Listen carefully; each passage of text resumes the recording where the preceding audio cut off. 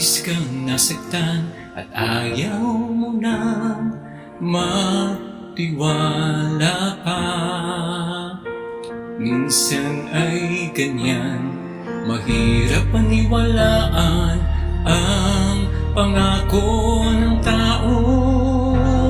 Walang katiyakan ng pagmamahal sa mundo, pero sa Diyos di ka mabibigo. Hindi niya sasaktan ang iyong puso, pagmamahal niya sa'yo ay totoo, at kailan may di magbabago. Kahit na ano mang panahon, wala nang hihigit pa sa pag-ibig niya sa'yo. Pinatunayan niya ito